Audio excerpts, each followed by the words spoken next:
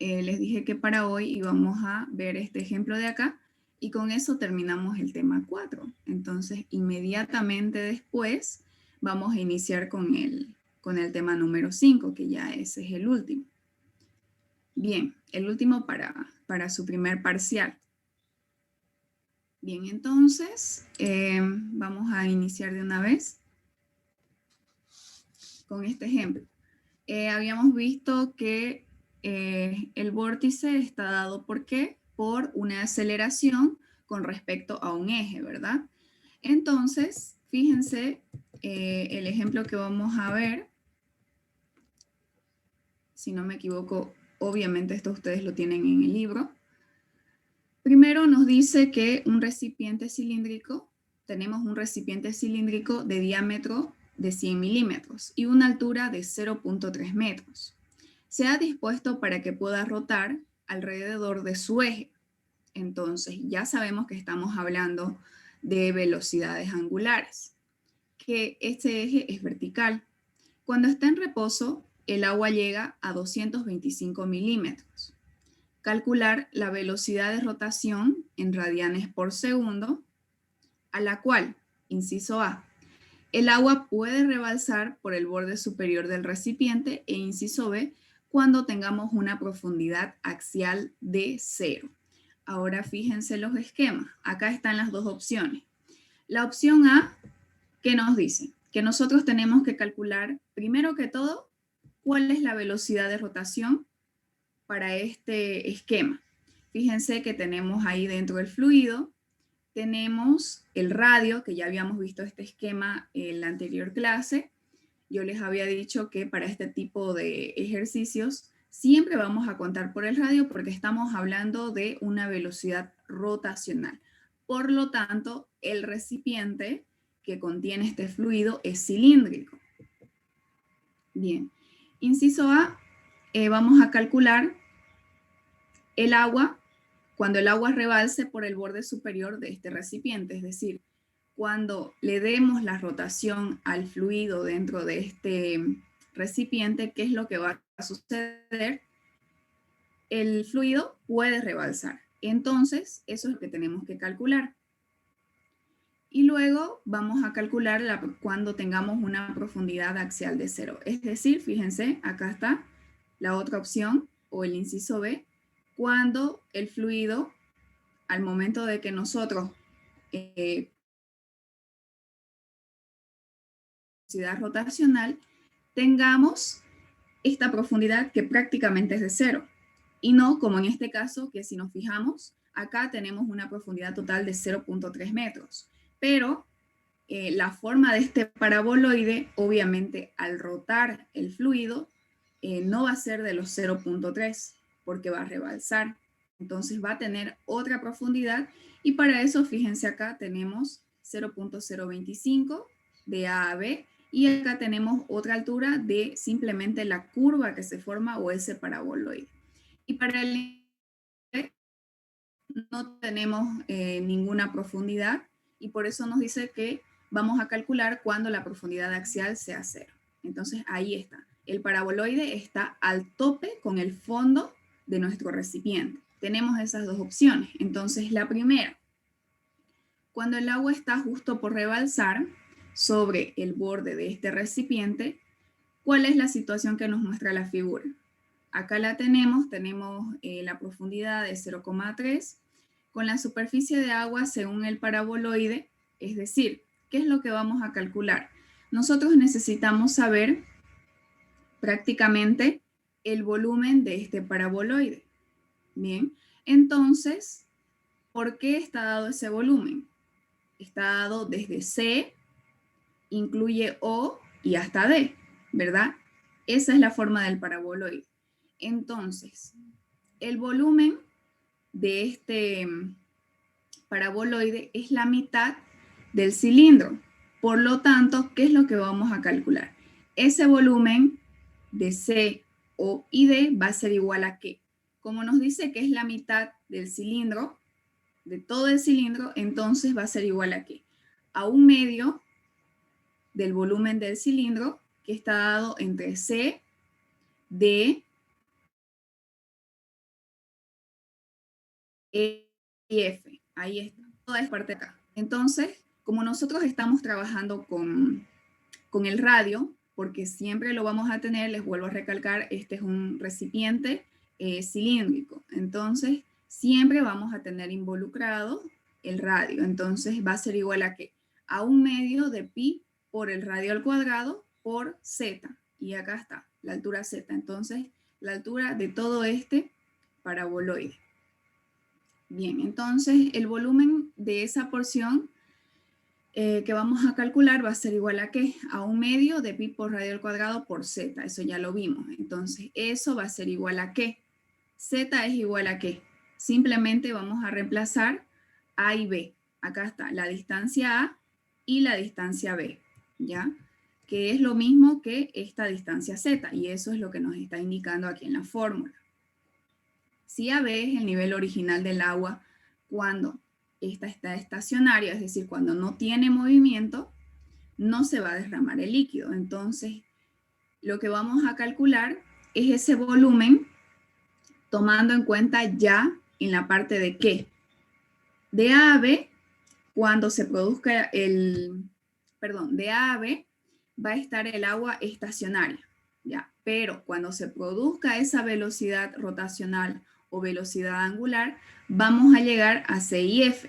Entonces, si nos fijamos en la pregunta, primero nos dice calcular la velocidad de rotación a la cual el agua rebalsará por el borde superior del recipiente. Pero antes de que rebalse, en el punto A y B va a estar estacionaria. Y por ende, ese volumen es igual a ¿qué?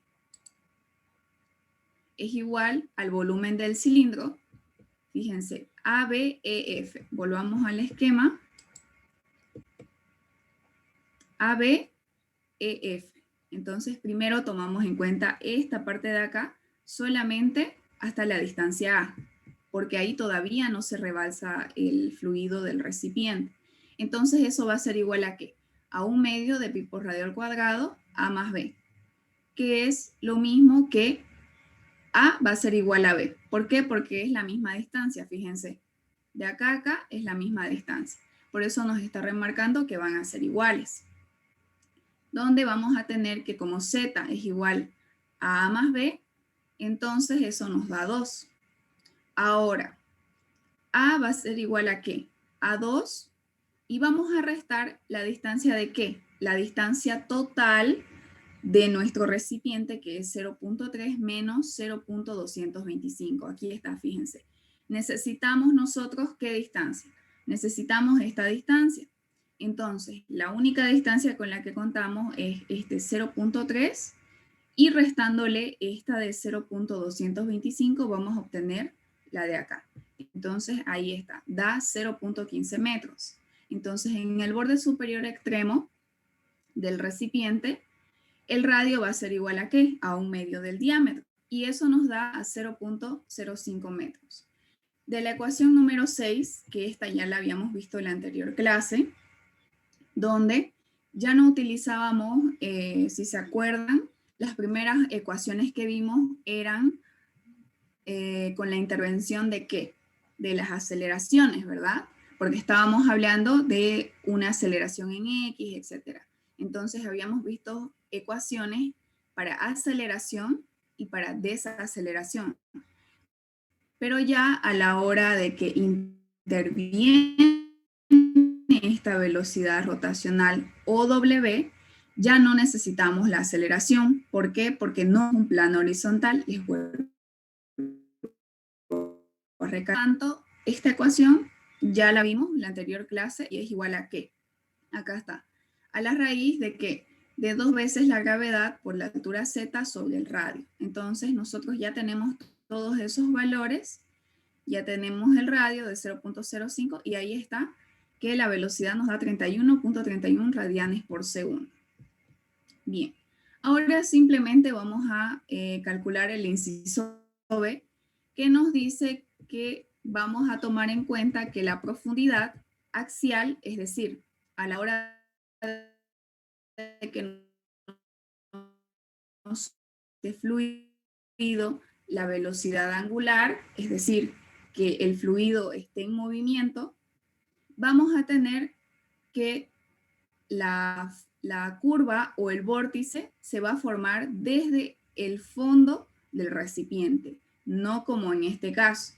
Por lo tanto, acá vamos a calcular cuál es esa velocidad angular. Y como ya tenemos todos los datos, fíjense, cuando la profundidad axial es 0, es decir, no existe profundidad porque llega al fondo o al tope del recipiente, las condiciones se muestran en la figura que ya vimos y en el borde del recipiente. Entonces, tenemos el radio de 0.05 metros, tenemos la profundidad de 0.03 y vamos a utilizar toda la profundidad porque ya nos está mandando el esquema y el enunciado que esa profundidad axial es 0. Por lo tanto, podemos tomar toda la profundidad del recipiente. De la ecuación 6, que ya vimos, de la misma manera que para el caso anterior, simplemente reemplazamos en la ecuación para calcular esta velocidad, es igual a que a 2 veces la gravedad, que es constante, por z, que es 0,3. Estamos tomando en cuenta toda la profundidad porque es hasta el fondo que se encuentra nuestro paraboloide, sobre el radio, que es 0.05, y tenemos que esa velocidad es 48.52 radianes por segundo. Si se dan cuenta, por supuesto, esta velocidad es mucho mayor a esta. ¿Por qué? Porque nosotros acá tenemos mucho más espacio, tenemos menos fluido, y eso hace que la velocidad a la cual va a rotar sea mayor. Bien, entonces ese era el ejercicio que nos faltaba. Vamos a pasar al otro tema, que ya es el tema número 5.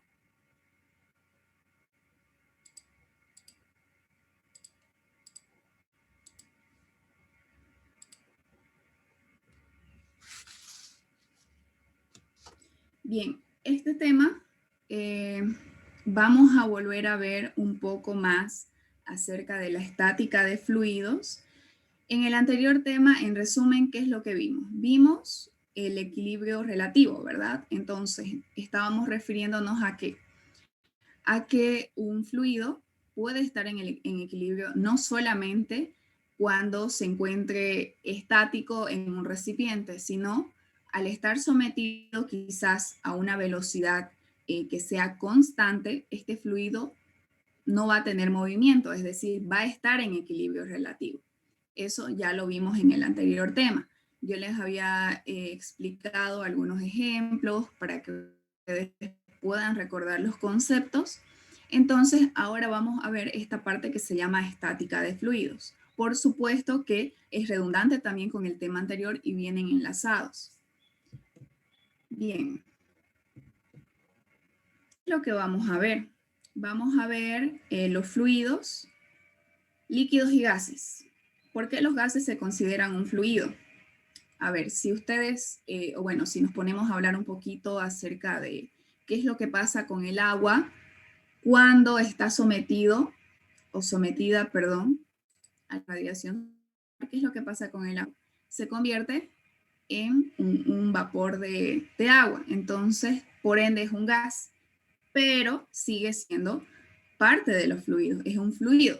Entonces, por eso acá nos dice fluidos, líquidos y gases. Hidrostática, líquido en reposo en equilibrio. Vamos a continuar viendo este tipo de situaciones como en el tema anterior.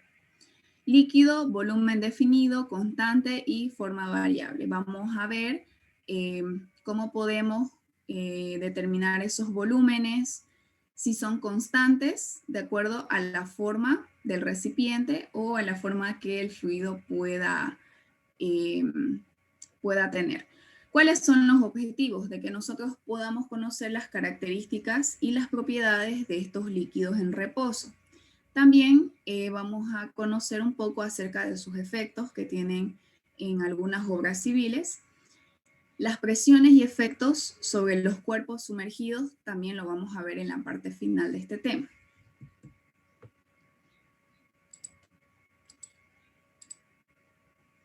Bien, a ver, para que recordemos algunas definiciones. Ya hemos hablado de presiones, hemos visto cómo podemos calcular la presión en un punto. De densidades, si no me equivoco, han hablado al inicio, es el tema 1, qué es la densidad y cómo varía de acuerdo a qué, y también el peso específico de una sustancia. Entonces vamos a repasar un poquito lo que ya ustedes han visto en los primeros temas con el doctor. Empecemos primero por la presión. Bien, les vuelvo a repetir, habíamos visto ya cómo podemos calcular la presión en un punto. Pero ahora, ¿cómo calculamos esta presión respecto a un área? Entonces, ahí está la fórmula. Llamamos presión ¿a qué? A la fuerza que actúa sobre una unidad de superficie. Entonces, ya no estamos hablando de presiones en puntos diferentes, sino ya de calcular la presión sobre o para una determinada área. Y para ello nosotros necesitamos esa fuerza que se le va a implementar y, por supuesto, el área. Con eso nosotros podemos obtener la presión. ¿Ok? Ya es una forma diferente, les vuelvo a repetir, donde interviene la fuerza aplicada respecto al área de la cual nosotros queremos calcular la presión. Bien, luego tenemos la densidad. ¿Qué es la densidad? Al inicio ustedes han podido observar de qué depende la densidad. Depende de, por supuesto, de las características de un fluido, ¿verdad? No es lo mismo que nosotros podamos observar cuál es la densidad del agua que la densidad del aceite. Entonces, son valores diferentes. ¿Por qué? Porque las partículas de los fluidos, del agua y del aceite, son totalmente distintas. El agua es mucho más delgada, por así decir, y el aceite es un líquido mucho más denso, mucho más grueso, y por ende va a tener una densidad mayor. Entonces, los fluidos o los líquidos no tienen las mismas densidades. En este caso, nosotros en la fórmula podemos observar que esta densidad la podemos calcular conociendo la masa de la sustancia que estamos analizando y dividiéndola entre todo el volumen que ocupa esa sustancia. M, la masa, ahí está la fórmula, y B, el volumen. Entonces, a eso nos referimos cuando estamos hablando de densidades. Los fluidos tienen diferentes densidades. El mercurio tiene una densidad diferente. Entonces, no tienen una misma densidad. Bien, ahora, ¿a qué nos referimos cuando hablamos de peso específico? ¿Cuál es la fórmula y qué necesitamos para calcularla? El peso específico es el peso de la unidad de volumen, es decir, ¿cómo la obtenemos? La obtenemos dividiendo un peso conocido, es decir, de una determinada sustancia, tenemos que saber cuál es el peso sobre todo el volumen que ocupa. Si se dan cuenta, todo es respecto a qué? Respecto a un área, respecto a un volumen. Por supuesto, tiene que ver también con el recipiente que la contiene o que contiene el fluido. Y con eso, sabiendo ese volumen, sabiendo el área que ocupa, entonces con eso nosotros vamos a calcular presión, podemos calcular densidad y por supuesto también podemos calcular peso específico.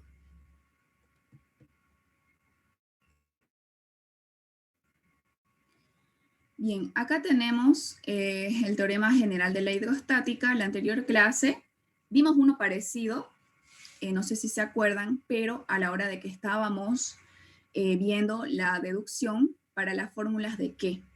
De aceleración y de desaceleración, lo que nos llevó a que conozcamos las fórmulas con tangente para aceleración y desaceleración.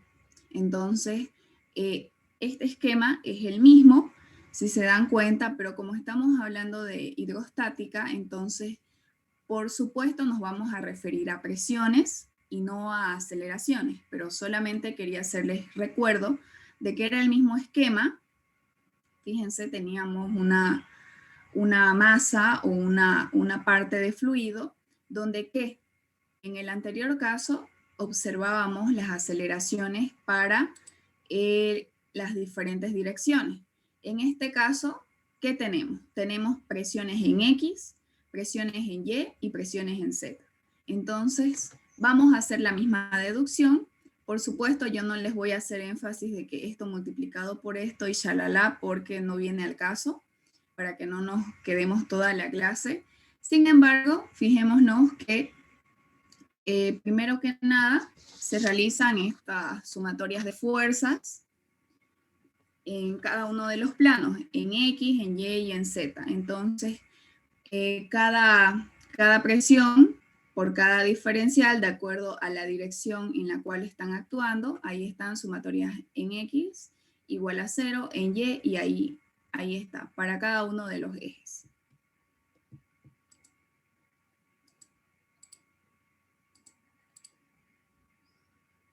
Bien, en este caso, para el teorema general de la hidrostática, les vuelvo a recalcar, no utilizamos aceleración, pero utilizamos cada una de las áreas. Entonces, las áreas, como les venía diciendo, cuando estábamos repasando los conceptos de densidad, de presión, ¿qué más? De peso específico, esta vez hemos visto de que los volúmenes y las áreas que ocupan estos fluidos van a intervenir a la hora de que nosotros estemos realizando los cálculos. Es por ello que en esta deducción, fíjense que estamos utilizando cada una de las áreas.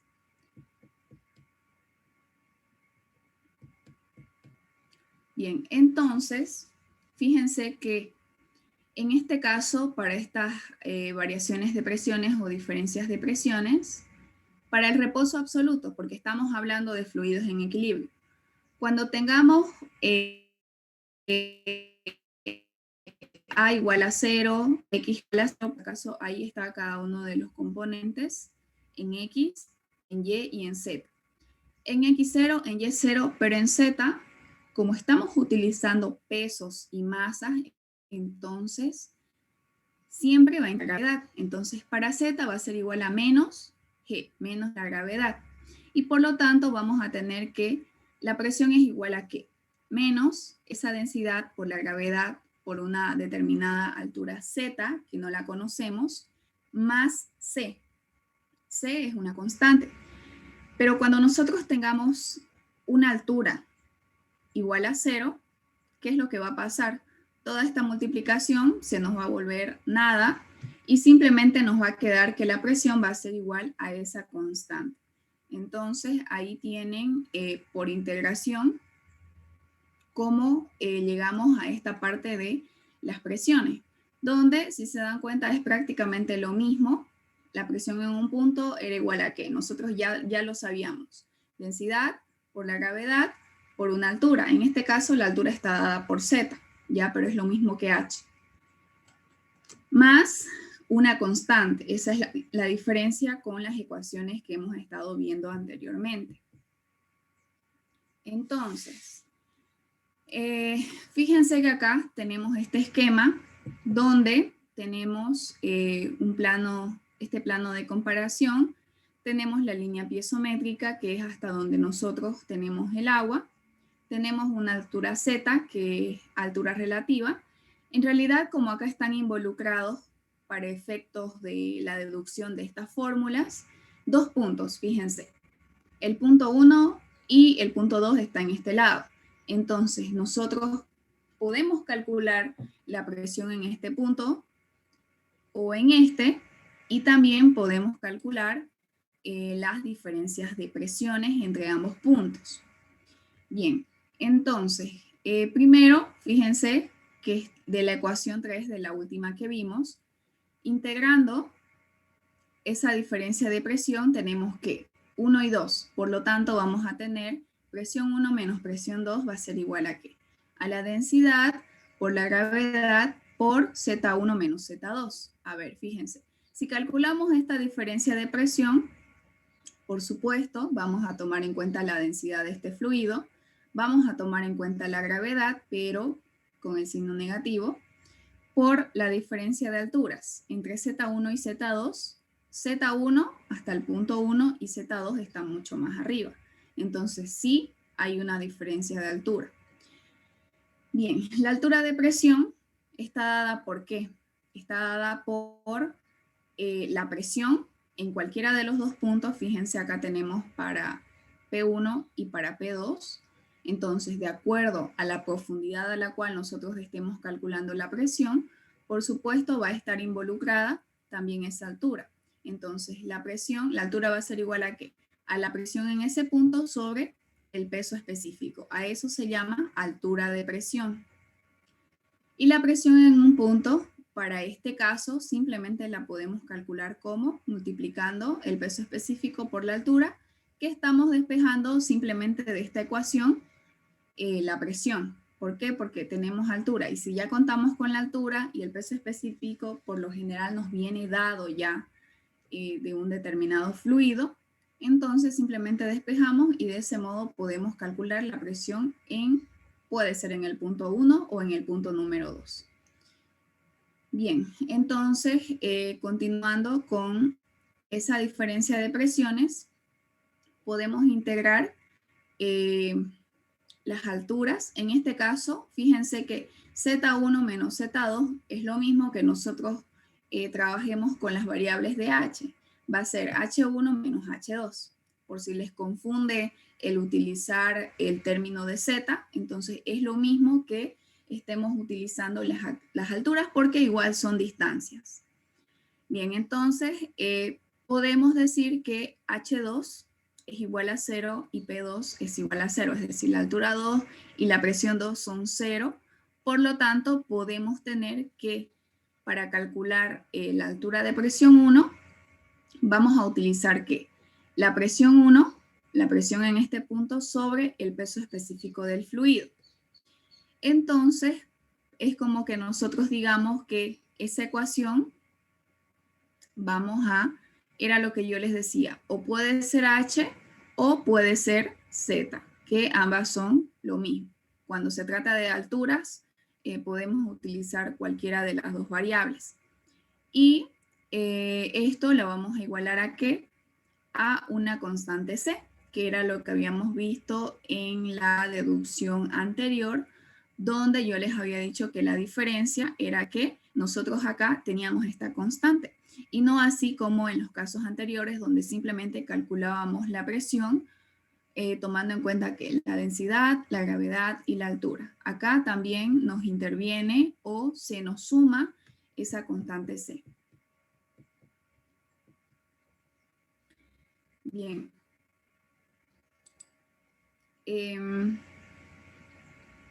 Ahora vamos a ver la parte de la ley de Pascal. ¿Qué es la ley de Pascal o de qué se trata? La presión que nosotros apliquemos en un líquido que tengamos dentro de un recipiente, fíjense acá, puede ser circular, puede ser un recipiente irregular, pero la apliquemos a este fluido que está encerrado y que está en reposo, ¿cómo se va a transmitir? Se va a transmitir de igual manera a todas las partes del fluido, a todas las paredes del recipiente que la contiene. Entonces la presión va a ser la misma en este punto, en este, en este, en este, en este. En todos los puntos la presión va a ser igual. ¿Por qué? Porque nosotros estamos hablando de fluidos o líquidos que están encerrados y están en reposo. Entonces a eso se refiere la ley de Pascal.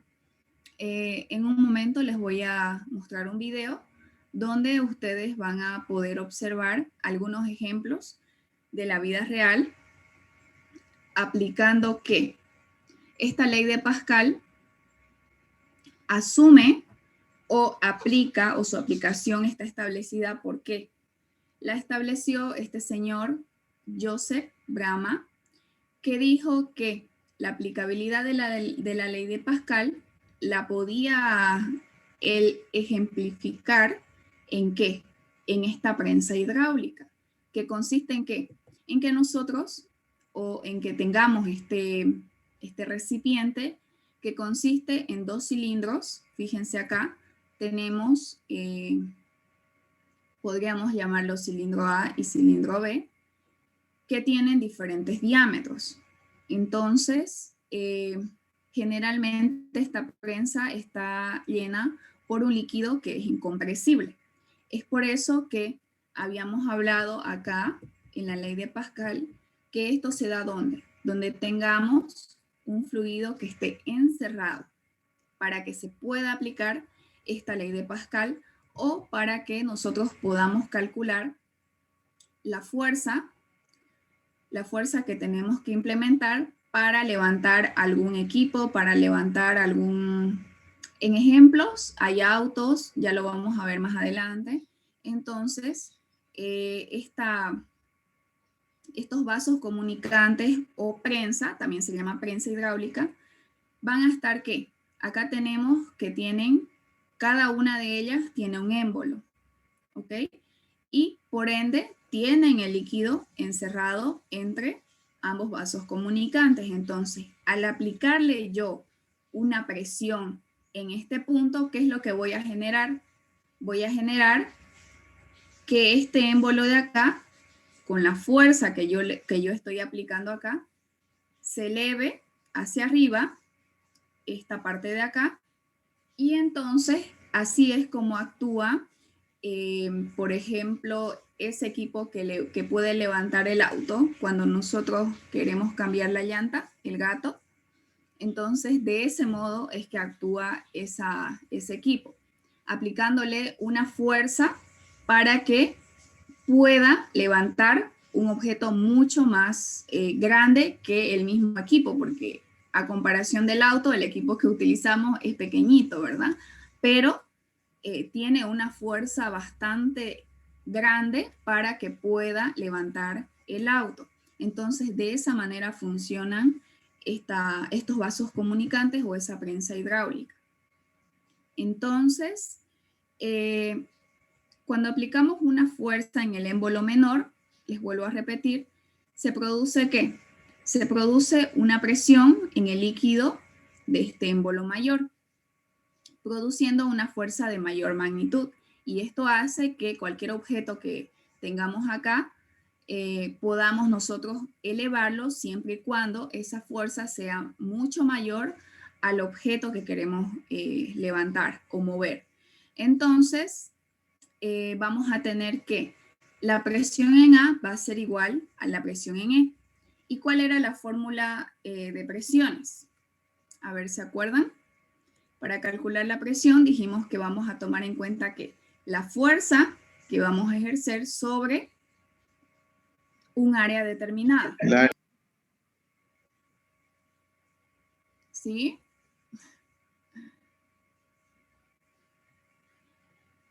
¿Alguien tenía una pregunta?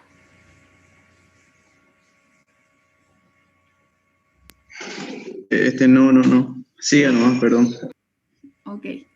Bien, entonces ahí está, la presión en A va a ser igual a la presión en B, porque estamos basándonos en ¿qué? En la ley de Pascal, donde las presiones que se encuentran en un fluido encerrado o confinado son las mismas en todas las direcciones. Entonces, a través de ese principio es que nosotros podemos resolver este tipo de ejercicios que ustedes tienen en su libro o en sus apuntes de una prensa hidráulica. Y fíjense que ahí está el ejemplo con el auto, donde nos dice que calcular la fuerza, calcular qué fuerza hay que hacer para levantar este auto de 1000 kilos con una prensa hidráulica que tiene pistones de diámetros de 2 centímetros y de 50 centímetros. Entonces,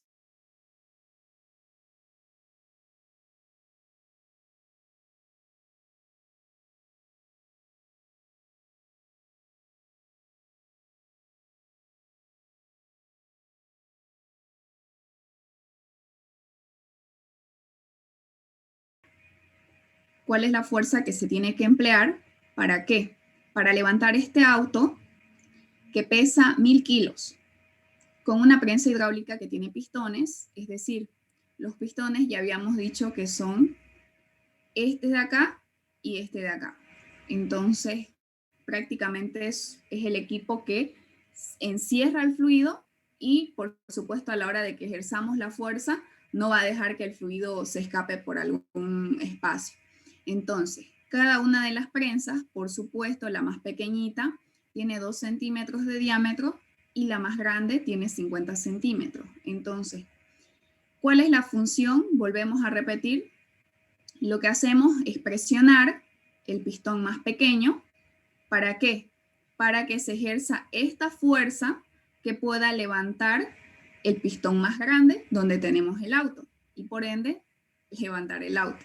Entonces, las presiones que se van a producir en ambos cilindros van a ser iguales, les vuelvo a recalcar, porque estamos refiriéndonos o estamos utilizando el principio de Pascal y por lo tanto la presión en A va a ser igual a la presión en B. Entonces, directamente acá, ¿cuál es la fórmula para la presión en A? La fuerza en A sobre el área del mismo sentido, en A. Lo mismo para B, directo, ya no presión en A va a ser igual a qué y luego igual o etcétera. Entonces ahí está directamente. De acá nosotros podemos despejar la fuerza en A, donde, ¿qué es lo que vamos a tener? Vamos a tener la fuerza en B por el área en A sobre el área en B. Entonces, ¿cuál es el área? Como dijimos que esto de acá es circular, entonces, por supuesto, vamos a utilizar pi por radio al cuadrado. Entonces, del área A y del área B también.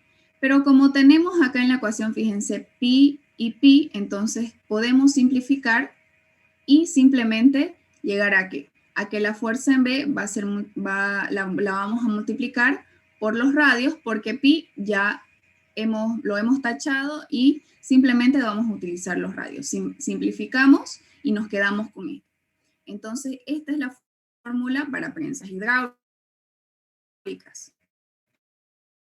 Bien, entonces,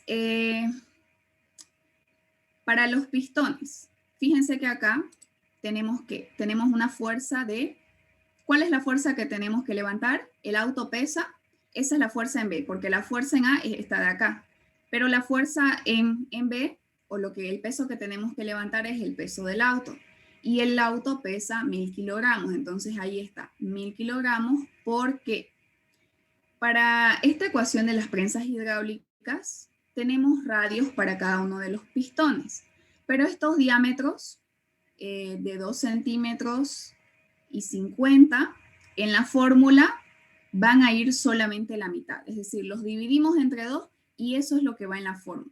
Entonces, fíjense, habíamos dicho que tenemos diámetros de 2, pero en la fórmula está 1. Entonces es porque lo dividimos entre 2 y usamos la mitad.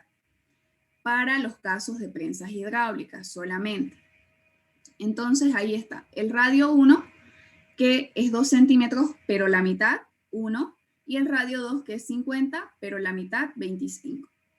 Entonces, esa fuerza es igual a ¿qué? A 1.6 kilogramos. Esa es la fuerza que tenemos que aplicar en este émbolo para que nos pueda producir, que nosotros podamos elevar ese auto. Entonces, ahí está, de ese modo ustedes lo pueden calcular. Bien. Ahora sí les voy a mostrar el video que les había dicho. Les voy a mandar, ya saben, el link al chat y ustedes lo ven con su propio sonido. El video dura 7 minutos. Todavía tenemos, sí, todavía no tenemos tiempo. Entonces, a ver, ¿me van a confirmar si les llega?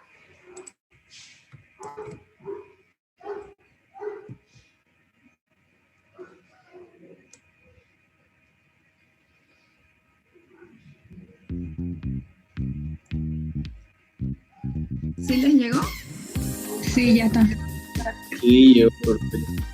Ya, ok. Entonces, a ver, denle clic ahí al link y vean el video. Terminan de ver y volvemos para un análisis final de esta parte.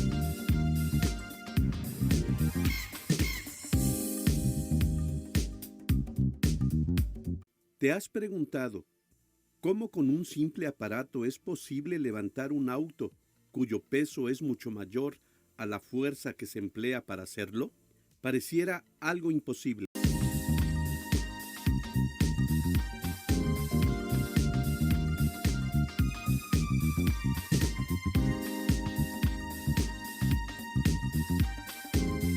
Sencillo.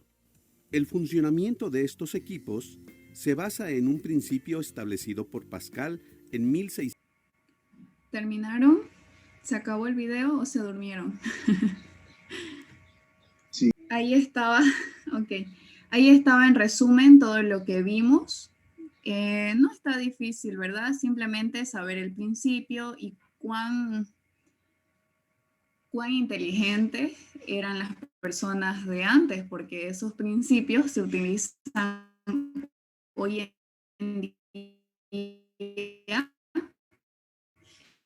Elevador hidráulico, gato hidráulico, etcétera. Entonces, todos esos equipos utilizan este principio de la ley de Pascal, aplicando ¿qué? Aplicando estos cilindros o pistones con vasos comunicantes. Entonces, eso es lo que quería que podamos repasar en resumen, e incluso ahí tienen un ejemplo, solamente que la diferencia es que ahí calcula M como una fuerza mecánica, algo así. Pero han visto que en el ejemplo que yo les he mostrado, que ustedes lo tienen igual en su libro, está mucho más sencillo, ¿verdad? Llegar a ese resultado para calcular la fuerza. Entonces ahí tienen, cada tema tiene ejercicios, ¿verdad? De aplicación y ejercicios para que ustedes puedan practicar y resolver. Entonces no dejen de practicarlos, no dejen de repasar lo que hemos visto hoy, porque la siguiente clase ya vamos a terminar este tema. Vamos a terminar el tema 5 y ya habíamos dicho que el examen es hasta aquí. Bien, entonces si no tienen ninguna pregunta, nos vemos el día viernes. Ok, ingeniera. Hasta el viernes. Hasta el viernes. Ya se cuidan. Gracias, Que Irene. Hasta el tengan buen viernes. día. Chao, chao. Igualmente. Hasta luego.